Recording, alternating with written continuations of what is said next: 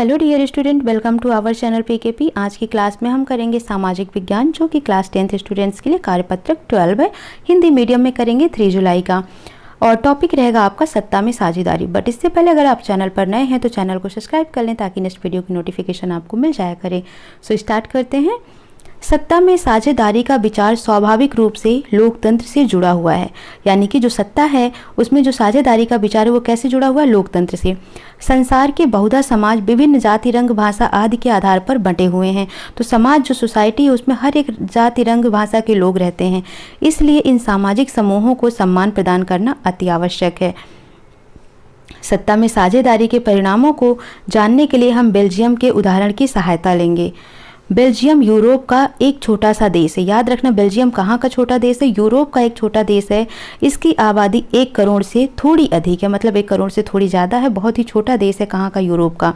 इस छोटे से देश के समाज में जातीय बुनावट बहुत जटिल है।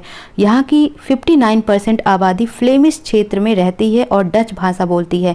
तो 59%, 100 में से 59% आबादी कहाँ रहती है? फ्लेमिश क्षेत्र में रहती है। कौन सी भाषा बोलती है? डच भाषा बोलती है। लगभग 40% आबादी बेलोनिया क्षेत्र में रहती है और फ्रेंच भाषा बोलती है। राजधानी ब्रुसेल्स में 80% आबादी फ्रेंच भाषा है, जबकि 20% डच भाषी हैं। अल्पसंख्यक फ्रेंच भाषी लोग तुलनात्मक रूप से ज़्यादा समृद्ध और ताकतवर रहे हैं। बहुत बाद में जाकर आर्थिक विकास और शिक्षा का लाभ पाने वाले डच भाषी लोगों को इस स्थिति से नाराजगी थी। इसके चलते 1950 से 1960 के दशक में फ्रेंच और डच बोलने वाले समूहों के बीच तनाव बढ़ने लगा। जो फ्रेंच बोलने वाले थे, डच बोलने वाले थे, इनके बीच में क्या हुआ? तनाव बढ़ने लगा।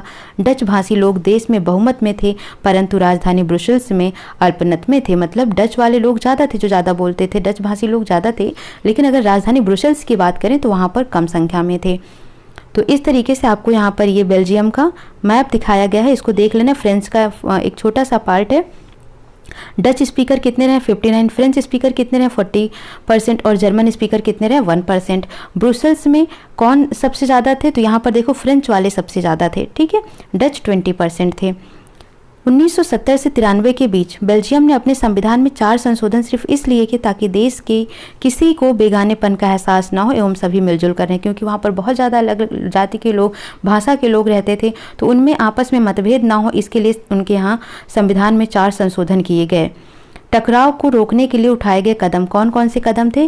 केंद्र सरकार में डच व फ्रेंच भाषी मंत्रियों की समान संख्या, यानी जो वहाँ पर मंत्री हो पार्लियामेंट या हर जगह जहाँ पर मंत्रियों की संख्या हो, चाहे वो फ्रेंच हो या डच हो, दोनों की भाषा वाले समान मंत्री हो, यानी कि 5 अगर फ्रेंच भाषा के मंत्री हैं तो 5 वहाँ पर डच भाषा के भी मंत्री होने चाहिए।